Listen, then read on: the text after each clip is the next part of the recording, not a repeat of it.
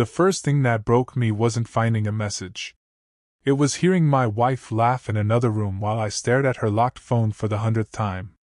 For years, she had said the same thing whenever conversations about trust came up. "I don't keep secrets from you." She said it so casually that I believed her. We had been married for 12 years. 2 kids. A mortgage. Weekend soccer games. Grocery lists on the fridge. The kind of life that looks boring from the outside but feels safe when you're living it.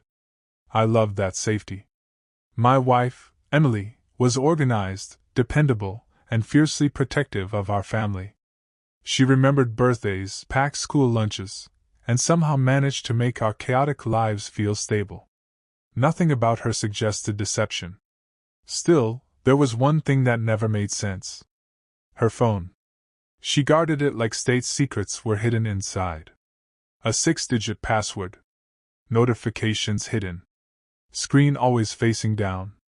If I walked into a room unexpectedly, she'd lock it instantly. Whenever I joked about it, she'd laugh. Everyone deserves privacy. And she was right. So I ignored the uneasy feeling in my stomach. Because trust means not needing proof. At least that's what I told myself. Back then, I thought our marriage was solid. I had no idea I was standing on top of a sinkhole. Looking back now, the warning signs seem embarrassingly obvious. But life doesn't happen in hindsight. It happens one small moment at a time. Emily and I met in our 20s. She was funny, confident, and had a way of making people feel important.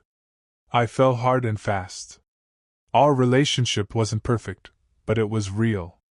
We built everything together. When our son was born, I cried harder than he did. When our daughter arrived 3 years later, Emily squeezed my hand and told me we were the luckiest people alive. I believe that too. The strange thing is that my trust in her became automatic. I stopped questioning things. Stopped noticing details. If she worked late, I accepted it. If she went out with friends, I encouraged it. If she seemed distracted, I assumed she was tired. Friends used to joke that I was blindly devoted to my wife. Maybe they were right. Because whenever tiny doubts appeared, I crushed them immediately. I didn't want to be the suspicious husband. I didn't want to become one of those people who searched phones and checked locations. So I ignored every instinct. And every time I ignored one, it became easier to ignore the next. That's how trust slowly turns into vulnerability. And vulnerability turns into blindness. The first crack appeared on an ordinary Tuesday evening. Emily was cooking dinner while I helped our daughter with homework. Her phone buzzed on the kitchen counter. She was outside bringing groceries in. Normally I wouldn't have looked. I still wish I hadn't. The notification preview was visible for half a second. Just enough. "I miss you already." No name. Only a heart emoji. Then the screen locked. I remember staring at it while my daughter asked me a question about fractions. My brain couldn't process what I'd seen. Maybe it was a friend. Maybe I misunderstood. Maybe there was a reasonable explanation. When Emily came back inside, she picked up the phone immediately. The movement was automatic. Protective. Practiced. Something about that bothered me more than the message itself. That night I asked casually, "Who's texting you so much lately?" She barely looked up. "Nobody important." The answer felt strange. Not because of what she said. Because of how quickly she said it. No hesitation. No curiosity about why I asked. Just a wall. For the first time in our marriage, I felt shut out. And once that feeling entered my mind, it refused to leave. I spent the entire night awake, staring at the ceiling, replaying a single sentence over and over. "I miss you already." Over the next few weeks, I became someone I barely recognized. I started paying attention. And attention changes everything. Emily smiled at her phone more often. She took calls outside. She began exercising after work despite never showing interest before. New clothes appeared. New perfume. New energy. At first I hated myself for noticing. Then I hated myself for not noticing sooner. One evening she came home nearly 2 hours late. Traffic, she said. The explanation sounded normal. But something in her voice felt rehearsed. That night I reached for her in bed. She gently moved away. I'm exhausted. The rejection hurt more than it should have. Not because of intimacy. Because of distance. The emotional gap between us was growing. I could feel it. Every conversation felt slightly artificial. Every smile seemed incomplete. Meanwhile, she continued insisting everything was fine. The more she reassured me, the less reassured I became. I started wondering whether suspicion creates problems that don't exist. Maybe I was paranoid. Maybe stress was affecting me. Maybe I was sabotaging my own marriage. Those thoughts battled each other constantly. But beneath all of them was a terrifying possibility. What if my instincts were right? And what if I wasn't ready for the answer? The moment everything changed happened completely by accident. Emily fell asleep on the couch. It was late. The kids were already in bed. Her phone slipped from her hand and landed beside a pillow. For the first time in years, the screen remained unlocked. I stared at it for nearly 10 minutes. My heart pounded so hard I felt sick. Part of me knew I should walk away. Another part desperately needed the truth. Eventually, I picked it up. One message thread sat pinned at the top. No name. Only the letter D. The conversation stretched back months. Hundreds of messages. Thousands. Photos. Plans. Declarations of love. My hands shook so violently I almost dropped the phone. Then I saw the message that destroyed whatever hope remained. I wish we didn't have to hide anymore. Emily's response came seconds later. Soon.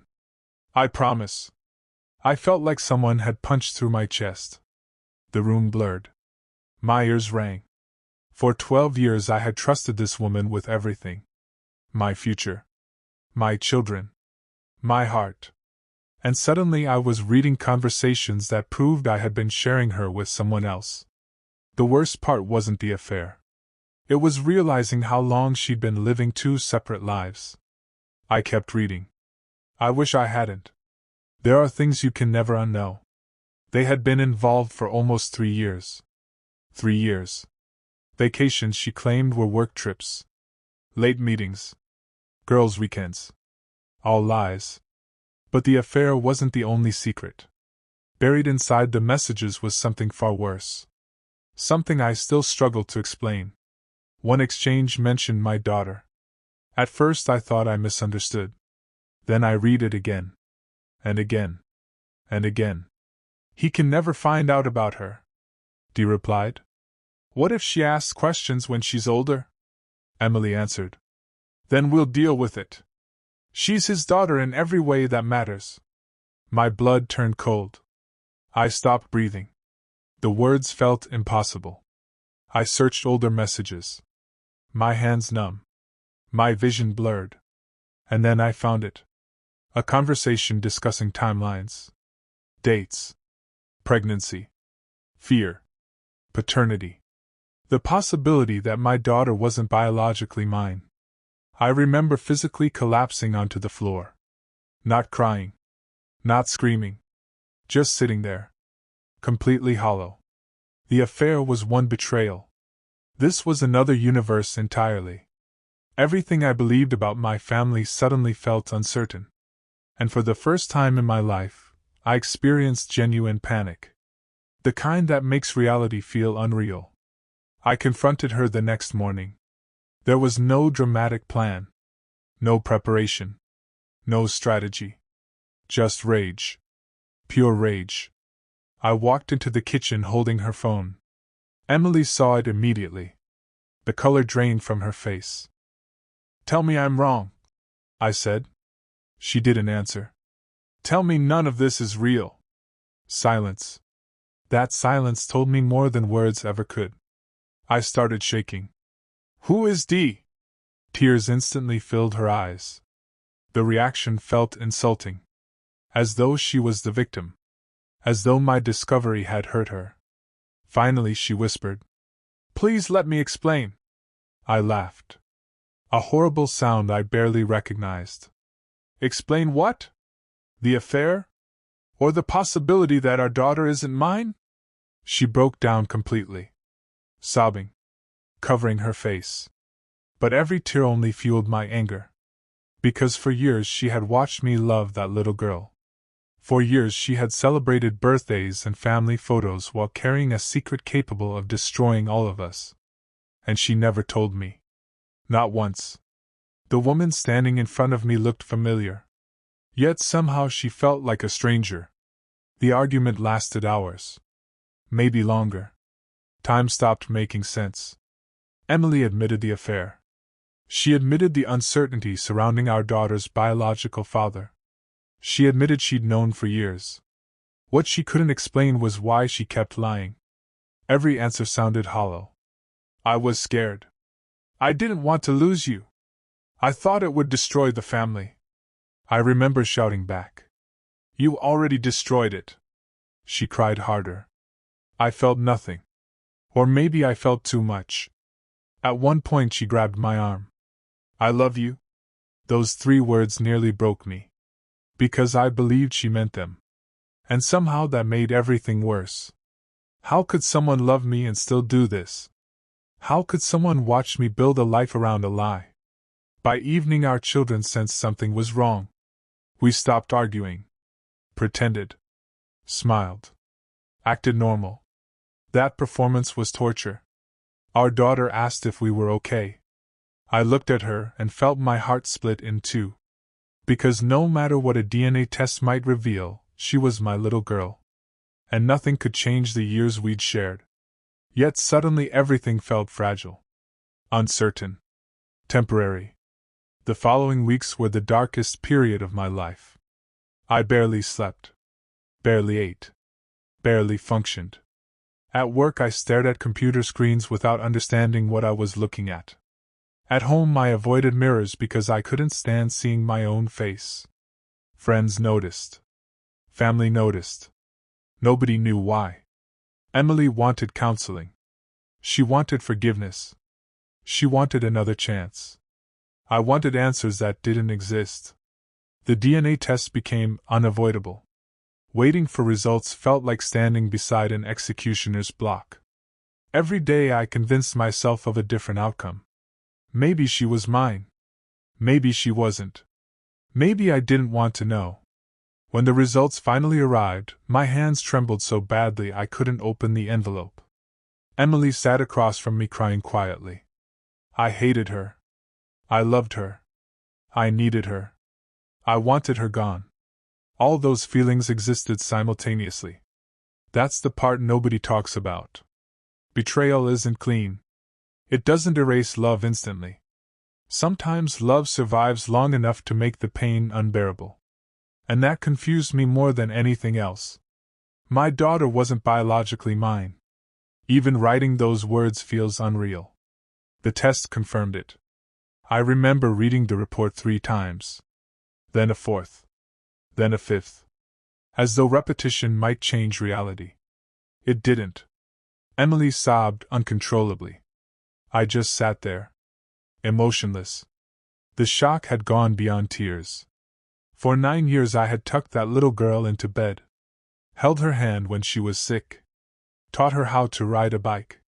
Cheered at school performances. Loved her without conditions.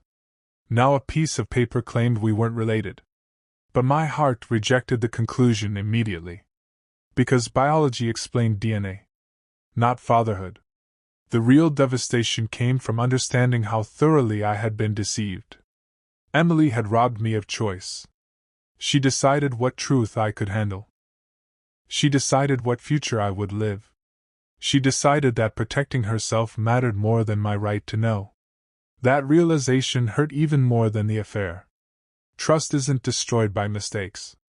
It's destroyed by sustained deception. And she'd spent nearly a decade maintaining one. The woman I trusted most had become the source of my deepest wound. News eventually spread through both families. Secrets rarely stay hidden. especially explosive ones. My parents were furious. Her parents were devastated. Some relatives blamed Emily entirely. Others urged me to forgive her. A few people actually suggested I should move on because everyone makes mistakes. That phrase still infuriates me. Forgetting an anniversary is a mistake. An affair lasting years isn't. Neither is concealing paternity. Meanwhile, our children became caught in the crossfire. We tried protecting them. We failed. Kids notice tension. They hear whispers. They connect dots. Our son became withdrawn. My daughter became anxious. She started asking whether I still loved her. That question nearly killed me.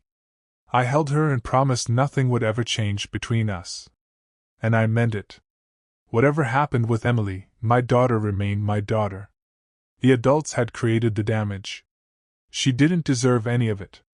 Unfortunately, innocence doesn't shield children from consequences. The atmosphere inside our house changed completely. Every room felt heavy. Every meal felt forced. Every conversation carried invisible weight. The family we'd spent years building was collapsing in slow motion. And nobody knew how to stop it. Emily ended the affair after everything came out. At least that's what she claimed. By then, I didn't know what to believe. Trust had become impossible. If she said the sky was blue, I'd look outside to confirm it. That's what betrayal does. It rewires your brain. Simple things become suspicious. Normal behavior becomes evidence. Every unanswered call feels threatening. Every delay feels intentional. I became paranoid. Not because I wanted to. Because experience taught me my confidence could be misplaced. Therapy helped somewhat. Not enough. The hardest sessions weren't about anger. They were about identity. I realized I'd built part of my self-worth around being a husband and father. Now both roles felt damaged. I questioned everything. My judgment. My memory. My ability to recognize truth. Some nights I'd replay old family vacations and wonder which moments were genuine. Were her smiles real? Was our happiness real? Or was I the only person living inside the marriage I remembered? Those questions haunted me relentlessly. Even now, years later, some still don't have answers. Maybe they never will. We separated 8 months after the confrontation. Not because I stopped loving Emily. Because I couldn't stop doubting her. Every attempt at reconciliation eventually crashed into the same wall. Trust. Without it, everything else becomes meaningless. The separation was civil on paper. Emotionally, it was devastating. Packing boxes felt surreal. Leaving the family home felt worse. I remember standing in an empty bedroom wondering how a life could unravel so completely. One secret had triggered another. Then another. Then another. Until nothing stable remained. Emily begged me to reconsider. Sometimes I almost did. Then I'd remember the messages. The lies. The years. And the distance between us would return immediately. People often assume separation brings closure. It doesn't. Sometimes it just creates different pain. Loneliness replaced uncertainty. Silence replaced arguments. Neither felt like victory. Still, staying together felt impossible. Our marriage had become a constant reminder of what happened. Every room carried memories. Every routine carried grief. Eventually, I accepted that love alone couldn't repair what deception destroyed. That realization broke my heart all over again. Today, my relationship with my daughter is stronger than ever. Ironically, the truth we feared most became the easiest part to navigate. She knows enough to understand the situation now. Not every detail. Just the important parts. One day she asked me directly, "Are you still my dad?" I didn't hesitate. "Always," she cried. I cried. For the first time in years, those tears felt honest. Not angry. Not confused. Just human. My relationship with Emily is complicated. We're polite. Cooperative. Distant. Occasionally I catch glimpses of the woman I fell in love with. Then reality returns. Some wounds heal. Others simply become familiar. I've learned to live alongside mine. The affair partner disappeared from our lives long ago. Strangely, I rarely think about him anymore. He wasn't the person who promised me honesty. Emily was. That's where the real betrayal lived. Not in another man's actions. In my wife's choices. Understanding that distinction took years. But once I did, many things became clearer. Painful. Yet clearer. I sometimes wonder what would have happened if I had never looked at that phone. Maybe we'd still be married. Maybe I'd still believe our life was perfect. Maybe ignorance would have felt easier. But not better. The truth destroyed my marriage. It also ended a lie. Both things can be true simultaneously. What stays with me most isn't the affair or even the DNA test. It's the memory of complete trust. The certainty I once felt. I miss that version of myself. The man who never imagined checking his wife's messages. The man who believed love automatically included honesty. I don't know if I'll ever trust someone that completely again. Part of me hopes I can. Part of me fears I can't. Years have passed, yet some nights I still wake up replaying everything. The messages. The confrontation. The moment my world changed. People ask whether I've moved on. I honestly don't know. I've moved forward. That's different. The pain isn't as sharp anymore. But it's still there. Quiet. Permanent. A reminder that the people closest to us often hold the greatest power to save us, or break us. And sometimes they do both.